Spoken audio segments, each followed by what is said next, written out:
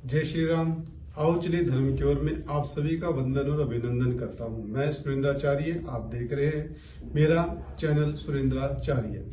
तो आज बात करेंगे सबसे विशेष विषय पर। विषय है कि पौष मास क्या होता है, क्या पौष मास ही हर मास होता है, इसको मल मास के नाम से भी क्यों जानते हैं, और पौष मास में कौन से कार्य नहीं करने चाहिए, और पौष मास कब से कब तक है, क्या इसमें विवाह इत्यादि मांगलिक कार्य हो सकते हैं। तो इन सब प्रश्नों के बारे में जानेंगे और विषय आप सबके काम आने वाला है। यह जानकारी आपके परिवार, आपके रिश्तेदार, भाई बंधु और आपके सभी स्नेहशील जितने भी पात्र हैं सभी के काम आने वाली है। इसलिए इस विषय को नोट करना है, ध्यान से इसको सुनना है।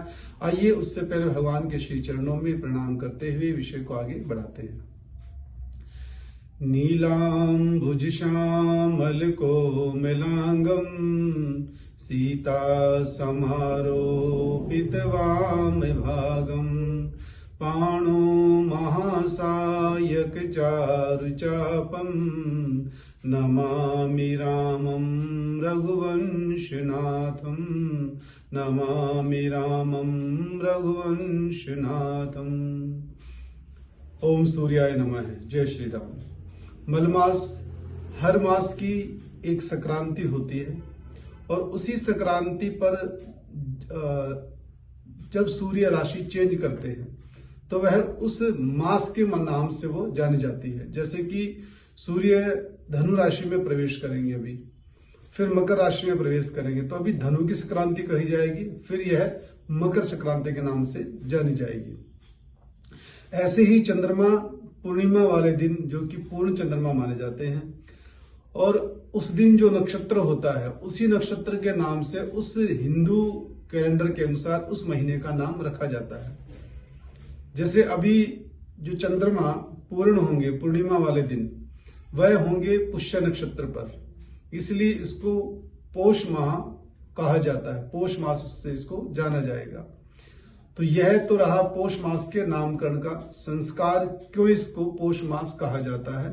पूर्णिमा के दिन चंद्रमा जिस नक्षत्र पर होते हैं या पूर्णिमा के दिन जोन सा नक्षत्र होता है उसी नक्षत्र के नाम से महीने का नाम रखा जाता है। इस बार पुष्य नक्षत्र है तो पौष मास इसको कहा जाएगा। इस महीने का संबंध भगवान सूर्य से है और नाम के अनुसार जैसे मैंने बताया कि पूर्णिमा के दिन जो सा नक्षत्र होता है तो इस महीने का संबंध चंद्रमा से भी है। तो देवताओं की पूजा इसमें कर सकते हैं, पितरों की पूजा इसमें कर सकते हैं, बल्कि मैं तो ये कहूंगा कि इसको छोटा पितृपक्ष के नाम से जाना जाता है। सूर्य की बहुत उपासना इस महीने में होती है और आप भी कर सकते हैं। जिसका सूर्य नीच का है इस महीने में उन्हें सूर्य के निमित्त दान इत्यादि करना चाहिए, जैसे कि अन्न का दान, वस्त्र का दान। नीच का संबंध है, सूर्य जब तुला राशि पे होते हैं तो सूर्य को नीच का माना जाता है, सूर्य जब मेष राशि पे होते हैं तो सूर्य को उच्च का माना जाता है। तो इसमें सूर्य के निमित्त जप करना, तप करना और दान करना अत्यंत ही लाभदायक माना जाता है, शुभ माना जाता है। पौष मास को हिंदू कैलेंडर के अनुसार 10वां महीना कहा जाता है। पौष मास अगर हम अंग्रेजी कैलेंडर के अनुसार बात करें तो दिसंबर और जनवरी, यानी कि आधा दिसंबर और आधा जनवरी आप मान सकते हो, इसको माना जाता है, कहा जाता है। इस महीने में मांगलिक कार्य करना निषेध होता है, जैसे कि विवाह इत्यादि नहीं हो सकते, गृह प्रवेश नहीं हो सकता, मुंडन संस्कार नहीं हो सकता, कोई भी काम के लिए जैसे व्यापार के लिए कोई आपको शुभारंभ करना चाहते हो तो इस महीने में आप नहीं कर सकते हो। जो भी कार्य करेंगे वह 16 दिसंबर से, अगर हम सीधी बात करें, साफ साफ मोटी भाषा में बात करें तो 16 दिसंबर से लेकर और आप 15 जनवरी तक कोई भी मांगलिक कार्य नहीं कर सकते हैं सूर्य की राशि के अनुसार। वैसे आपको सही इसमें एक और डेट बताते हैं, वही इसी वीडियो के बीच में आपको बताएंगे कि एक और फिक्स अंग्रेजी तारीख का कौन सा हिसाब लगाएं हम कि हम पूरे मल मास का ही त्याग करके फिर अपना शुभ कार्य शुरू करें, वो भी आपको बीच में बताएंगे। उससे पहले आपको बता देते हैं कि इसमें क्या क्या नहीं खाना चाहिए। जैसे कि बैंगन की सब्जी नहीं खानी चाहिए, मूली इत्यादि इस महीने में नहीं खानी चाहिए, उड़द की दाल, मसूर की दाल भी नहीं खानी चाहिए, और शराब तो किसी महीने में नहीं पीनी चाहिए। हर महीने में मदिरापान को निषेध बताया है और 5 महापापों में जो बड़े महापाप हैं उनमें मदिरापान को सर्वोपरि बताया गया है। तो मदिरापान बिल्कुल भी नहीं करनी चाहिए, इसमें नया कार्य शुरू नहीं करना चाहिए, व्यवसाय इत्यादि को शुभारंभ करने से बचना चाहिए। पौष मास की पूर्णिमा इस बार है बुधवार को, पौष मास की पूर्णिमा बुधवार को 24 जनवरी 2024 को पड़ेगी। रात्रि को 9:49 से शुरू होकर और गुरुवार 24 जनवरी 2024 को रात्रि 11:23 पर यह समाप्त होगी। अर्थात कि पूर्णिमा मानी जाएगी 25 तारीख को और उसका आरंभ होगा 24 तारीख को रात्रि में 9:49 पे 2024 में। तो आपको याद यह रखना है कि बुधवार को 24 जनवरी 2024 में रात्रि 9:49 से पूर्णिमा की घड़ियां शुरू हो रही हैं और वह 25 जनवरी 2024 को गुरुवार के दिन रात्रि में 11:23 पर समाप्त होगी। तो यह पूर्णिमा तिथि आपको अपने हर्षोल्लास से और स्नान इत्यादि जो आपको करना है पौष मास का स्नान वह आप कर सकते हो 25 जनवरी गुरुवार को 2024 में। तो यह तिथि है, आपको याद रखनी चाहिए। और पौष की जो संक्रांति आरंभ होगी वह 16 दिसंबर को शुरू है, 16 दिसंबर को पौष की संक्रांति, और जिसको खरमास भी कहा जाता है। इस दिन से खरमास शुरू हो जाएगा, 16 दिसंबर को 2023 में शुरू होगी और यह रहेगी जब सूर्य धनु राशि में प्रवेश करेंगे तो यह खरमास शुरू हो जाएगा। और जो कि इसमें यह रहेगा जनवरी, जब सूर्य मकर राशि में प्रवेश करेंगे 14 जनवरी को, तब तक यह खरमास आरंभ रहेगा। 14 जनवरी से आपके मांगलिक कार्य शुरू हो जाएंगे, जिसको मकर संक्रांति के नाम से संबोधित किया जाता है। इस खरमास को मलमास भी कहा जाता है। इसमें आपको ध्यान और दान और जप और स्वाध्याय इत्यादि को बढ़ाना चाहिए। इसमें की गई उपासना और स्वाध्याय आपको वर्ष भर फल देने में सहायक सिद्ध हो सकती है। तो इन विशेष बातों का आपको ध्यान रखना है। बात यह आती है कि इसमें शुभ कार्य क्यों नहीं कर सकते, मांगलिक कार्य निषेध क्यों होते हैं।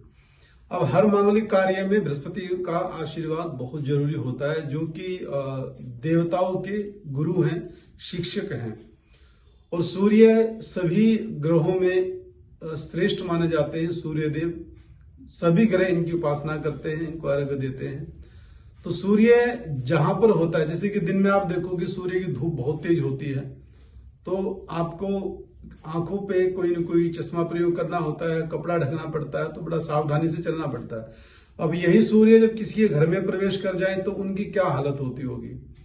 तो सूर्य धनु राशि में प्रवेश करेंगे, यानी कि बृहस्पति की राशि में प्रवेश करने जा रहे हैं, तो बृहस्पति का प्रभाव जातक के लिए कम हो जाता है, उनका आशीर्वाद कम हो जाता है, क्योंकि उनके घर में उनमें तपन शुरू हो जाती है। और वहां जाके सूर्य कमजोर भी होते हैं, क्योंकि गुरु के सामने जाके अगर शिष्य ज्यादा ज्ञानी बनता है, प्रबल बनता है, तो गुरु का अपमान माना जाता है। तो बृहस्पति इसमें सूर्य के तेज के कारण आशीर्वाद नहीं दे पाते हैं, इसलिए 1 महीने के लिए कोई भी मांगलिक कार्य नहीं करना चाहिए। अगर आप करते हैं तो हो सकता है कि उसका फल आपको प्राप्त ना हो। 1 महीने का आप सबको इंतजार करना चाहिए। तो यह मलमास, जिसको खरमास भी कहते हैं और पौष मास भी कहते हैं। पौष मास का संबंध पूर्णिमा से शुरू है, पूर्णिमा से संबंध रखता है, और यह जो मैंने आपको तारीख बताई उनका विशेष आपको ध्यान रखना चाहिए। पौष मास आपका कृष्ण पक्ष और शुक्ल पक्ष, 2 पक्ष इसमें पूर्णतः माने जाएंगे।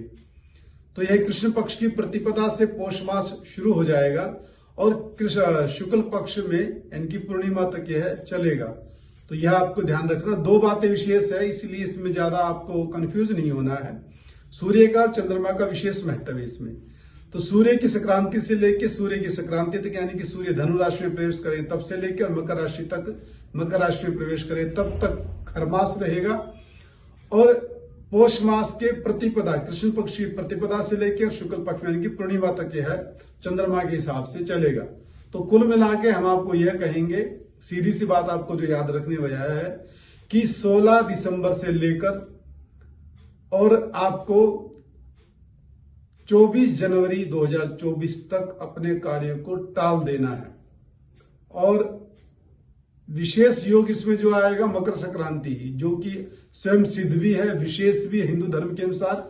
तो जो मेन कार्य विवाह को छोड़ के मकर संक्रांति पे आप अपने कुछ कार्य जैसे कि गृह प्रवेश इत्यादि मकर संक्रांति पे कर सकते हैं।